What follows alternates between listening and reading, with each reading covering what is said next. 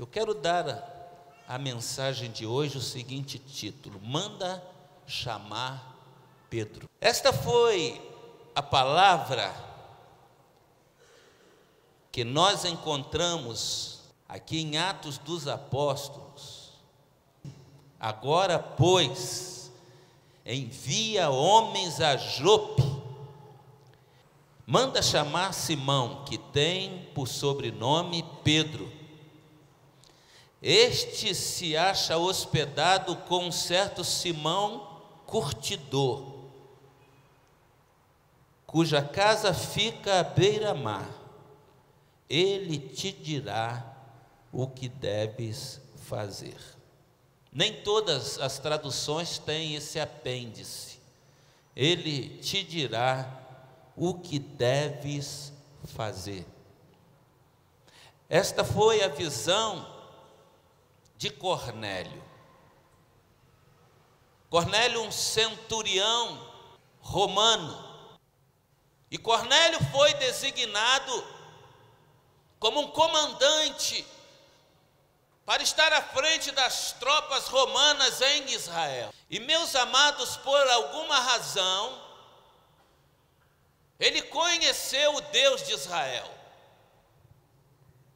Ele começou a entender que não havia dezenas ou centenas de deuses, mas havia um único Deus que era a origem, o Criador e o Senhor de todas as coisas. Um pagão que havia aprendido desde novo que havia vários deuses.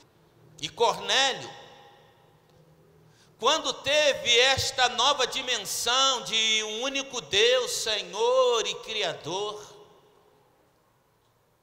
ele passou a invocar o seu nome. Ele passou a cultuá-lo mesmo não o conhecendo. E cumprindo os ritos da sua religião, ele fazia coisas que muitos de nós não faz.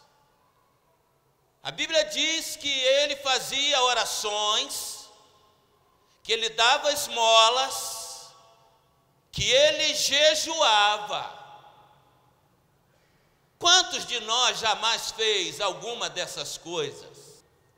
E uma coisa incrível é que mesmo na sua ignorância, o texto sagrado diz que um anjo lhe apareceu. E o anjo diz para Cornélio: Cornélio, tudo aquilo que você tem feito tem chegado ao trono de Deus, de tal maneira, meu amado, seja você um crente ou não, saiba que tudo que você faz para Deus não é em vão, tudo chega ao trono da glória de Deus. E o anjo disse para Cornélio: as suas orações têm chegado a Deus.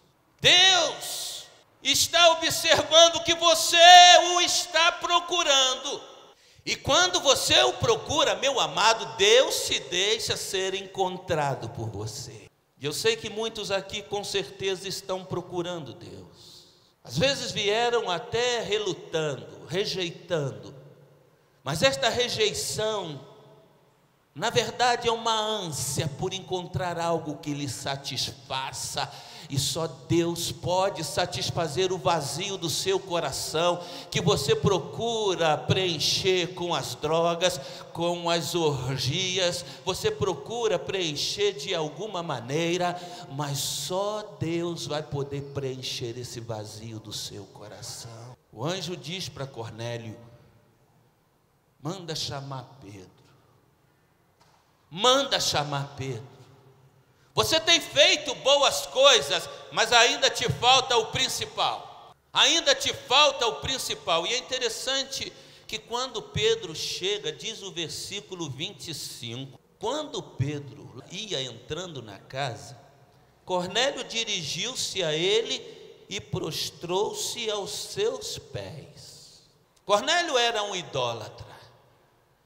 E ele então achava que, sendo Pedro um enviado do Senhor, ele tinha que se ajoelhar e prestar cultos, como muitas pessoas fazem hoje, àqueles que são chamados santos. E se você seguisse os ensinamentos de Pedro, você jamais se dobraria diante de qualquer imagem ou diante de qualquer pessoa. Porque quando Cornélio se ajoelha diante de Pedro, diz a palavra do Senhor que ele se ajoelha e procura adorá-lo, prestar-lhe culto. Mas Pedro o fez levantar-se, dizendo: levante-se, porque eu também sou homem como você. Eu não tenho virtude alguma, eu não sou nada. Baseado nesse texto, ninguém se dobraria diante de alguém ou de qualquer coisa. Levante-se, porque eu também sou homem. Eu estou aqui apenas como um enviado. Eu estou aqui apenas como um mensageiro da parte de Deus. E ele diz mais: e eu relutei para vir aqui. Eu não queria vir aqui. Ele explicou para Cornélio: você sabe muito bem que não nos é permitido, segundo a nossa lei, conversar com algum pagão, e muito menos entrar em sua casa. Mas o mesmo Deus que te apareceu, ele apareceu a mim, e ele disse: vai e não torne imundo aquilo que eu tenho purificado. E por esta razão, diz Pedro, eu vim, eu estou aqui. E quando Pedro entra na casa, a casa está lotada. Estava lotada porque os cristãos primitivos, que estavam crendo em Jesus, eles estavam largando uma religião. É lamentável que os cristãos de hoje, quando dizem receber Jesus, lá no subconsciente, eles estão dizendo que estão abraçando uma religião. Mas os cristãos primitivos estavam deixando uma religião. A religião morta dos judeus, a religião morta dos pagãos. Porque eles tinham encontrado algo que lhes dava resposta, algo que lhes dava vida. E quando eles ouviram falar de Jesus, eles ficaram impressionados, atraídos por Jesus, porque Jesus era de fato a expressão maior da presença de Deus neste mundo. E todos aqueles que recebiam Jesus mudavam completamente de vida. Eles deixavam a vida religiosa. Eles não faziam suas orações mais como religiosos. Eles não jejuavam apenas como religiosos. Eles não entregavam suas ofertas como obrigação que os religiosos têm. Mas quando eles encontraram a Jesus, a vida deles mudou de tal maneira que eles se dispuseram a dar não só a própria vida, mas tudo o que tinham, porque eles queriam ganhar agora o mundo para Jesus, porque de fato Jesus era o Deus Emanuel que se apresentou a eles e que de fato revelou a presença máxima do Deus que nós proclamamos. Por esta razão, Cornélio se sentiu atraído. E quando Pedro chega naquela casa, e a casa está repleta, não havia chantagem para as pessoas irem à igreja. Não havia campanha de prosperidade. As casas estavam lotadas. Havia poucos templos. As sinagogas estavam sendo transformadas em templos, porque eles tinham ouvido que um homem que falava como Deus, que vivia como Deus, que curava como Deus, havia se apresentado e como Deus havia ressuscitado dentre os mortos. Esta é a mensagem. Esta é a mensagem. Por esta razão, Pedro começa a falar com simplicidade. Não havia nenhum show, não havia nenhuma barganha, não havia nenhum movimento emocional. Mas Pedro começa tão somente a dizer como que Jesus Cristo foi rejeitado, como foi morto naquela cruz. E no verso 38 ele diz: como Deus ungiu a Jesus de Nazaré com o Espírito Santo e poder, e como ele andou por toda parte fazendo o bem, curando todos os oprimidos pelo diabo, porque Deus estava com ele. Nós somos testemunhas de tudo que ele fez na terra dos judeus e em Jerusalém, onde o mataram, suspendendo-o no madeiro. Ele está contando apenas a história da revelação divina, aquilo que havia acontecido. E no versículo 40 o texto diz: Deus, porém, o ressuscitou ao terceiro dia e fez com que ele fosse visto. Ou seja, não é um engodo, não é uma mentira. Ele está vivo, ele ressuscitou dentre os mortos. Nunca se ouvira falar de que alguém por si mesmo tinha ressuscitado dentre os mortos. Mas Jesus, o Filho de Deus, ressurgiu dentre os mortos, e a pregação dos apóstolos não eram pregações eufóricas, cheias de fantasias. Eram pregações simples. O Cristo enviado de Deus foi rejeitado, o colocaram numa cruz, ele foi morto, mas Deus o ressuscitou dentre os mortos e ele já apareceu a nós. Você imagina aqueles homens que tiveram tamanha experiência de andar com Jesus, de terem inclusive negado-o quando ele foi colocado numa cruz, e de repente eles veem que de fato ele ressurgiu dentre os mortos, e agora tão somente a eles ele se apresenta: não temais, sou eu mesmo, Pai seja convosco. E eles então veem que Jesus ressurgiu de verdade, não era um fantasma. Deus havia cumprido a sua promessa. O testemunho daqueles homens, e a palavra testemunha no original significa mártir. Aqueles que se dispuseram a serem mártires, a morrer como Cristo morreu, porque a esperança deles não reduzia a esta vida.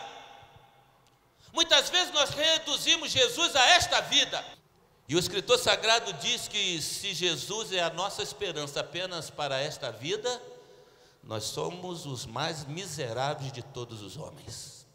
Nós somos os piores de todos os homens. Se a tua esperança em Cristo se resume a esta vida, o Jesus que vai me dar uma casa nova, um carro novo, o Jesus que vai me curar, se a sua esperança se resume apenas a esta vida, nós somos os mais miseráveis de todos os homens, porque Jesus Cristo veio a este mundo para desfazer as obras de Satanás, que veio para te matar, para te roubar, para te destruir, e ele pagou o preço de cruz para te libertar dos seus pecados, das suas amarras, para te dar uma vida futura, uma vida de bênção, uma vida para a qual ele nos criou, e desde o Éden, quando colocou lá o primeiro casal, ele os fez para esta vida eterna. E a vida eterna não é uma vida insossa, não é uma vida monótona como muitos imaginam.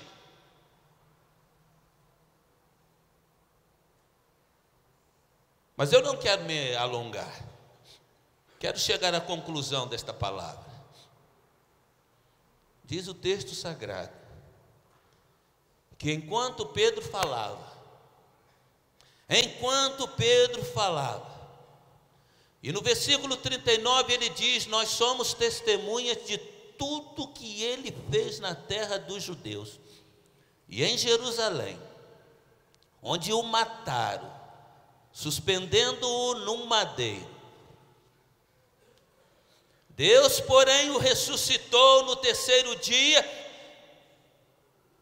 e fez que ele fosse visto, não por todo o povo, mas por testemunhas que designara de antemão, por nós, que comemos e bebemos com ele depois que ressuscitou dos mortos. Ele nos mandou pregar ao povo e testemunhar que foi a ele que Deus constituiu juiz de vivos e de mortos. E o versículo 44 diz que enquanto Pedro ainda estava falando estas palavras, o Espírito Santo desceu sobre os que ouviam a mensagem, e os judeus convertidos que vieram com Pedro ficaram admirados de que o dom do Espírito Santo fosse derramado até sobre os gentios, porque os ouviam falar em línguas e exaltar o nome do Deus Todo-Poderoso. A seguir, Pedro diz: pode alguém negar a água, impedindo que estes sejam batizados? Eles receberam o Espírito Santo como nós. Por que eles mandaram chamar a Pedro? Por que eles mandaram chamar a Pedro? Porque aquele homem, com toda a sua casa, era um homem de boas intenções, que fazia coisas boas, que inclusive chegavam à presença de Deus. Mas ele não conhecia Jesus. Ele não conhecia Jesus. E muito mais do que isto, ele não tinha recebido o Espírito Santo na sua vida. Ele não tinha recebido o Espírito Santo na sua vida. E o Espírito Santo que havia sido derramado pouco tempo antes, no capítulo 2 de Atos, agora quebra para os judeus toda aquela barreira que havia entre judeus e gentios, entre judeus e pagãos. E a semelhança de Atos 2, o Espírito Santo, enquanto Pedro falava, se apodera daqueles homens de tal maneira que eles começam a falar noutras línguas e eles começam a glorificar o nome do Senhor. E aqueles homens nunca mais foram os mesmos. Nós temos dois problemas aqui. Nós temos o problema dos pentecostais, que imaginam que tudo é Espírito Santo e que qualquer um pode impor a mão sobre alguém e receber o Espírito Santo. E talvez você pergunte: pastor, se isto é bíblico, por que não fazemos aqui na igreja? Porque isto não é para qualquer um e você não os vê repetindo a qualquer momento. Não era forma de culto, era um sinal este que foi cumprido no momento exato em que eles ouviram de Jesus e que compreenderam que a salvação vinha de Jesus, e sem que fossem ensinados ou forçados, eles falaram em outras línguas, e no original diz glossa, línguas idiomáticas. Não era uma forçação de barra, não era um ensinamento.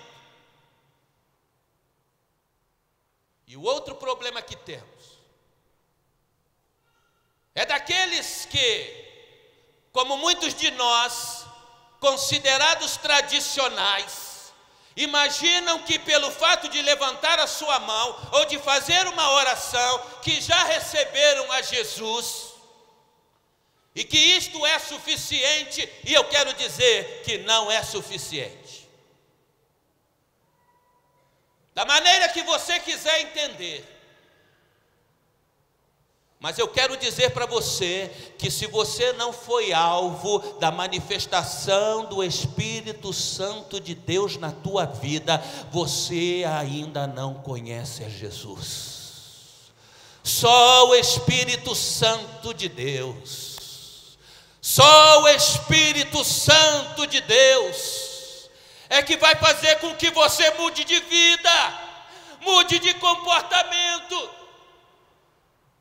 Por que é que em nossas igrejas nós encontramos tantas pessoas que afluem ao templo, mas elas vêm às vezes para seduzir homens ou mulheres, ou homem com homem, ou mulheres com mulheres, e elas vêm com suas roupas degotadas, e os jovens vêm para atrair as mulheres? Por que é que eles ainda fazem isso? Porque não conhecem o Espírito Santo de Deus. O Espírito Santo de Jesus, Ele vos mostrará, Ele vos ensinará, Ele vos declarará que Jesus Cristo é o Senhor, para a glória de Deus Pai. Ele me glorificará. É por esta razão que João, no livro de Apocalipse, quando tem a revelação, e o Senhor o revela, e João declara: Ele é santo, santo, santo. João está dizendo para nós: o Deus que nós servimos, Ele é 3 vezes santo. Ele não é só santo, Ele é 3 vezes santo. E santo não é essa visão medíocre que a gente tem de uma imagem com uma postura religiosa. Santo, santo, santo. Ele está 3 vezes acima de todo e qualquer ser criado. E é por esta razão que quando nós dizemos que quando você crê em Jesus, você se torna um santo, você agora foi colocado acima. Você foi colocado acima. Você agora pertence a uma geração especial. Você agora faz parte da nação santa, da nação escolhida, do povo adquirido, do sacerdócio real. Você agora tem sangue real, sangue lavado pelo derramamento feito por Jesus Cristo na cruz do Calvário. Manda chamar Pedro, ele vai te dizer sobre o caminho que você deve seguir. A mensagem de Pedro não é outra, querido. Jesus, que foi rejeitado, Ele foi crucificado, maltratado, Ele foi sepultado, mas Ele ressuscitou ao 3º dia, Ele está vivo no céu, e Ele prometeu, quando estava indo para o céu, que Ele voltaria na pessoa do Espírito Santo, e o Espírito Santo é o selo de Deus na tua vida. É o selo de Deus na tua vida, querido.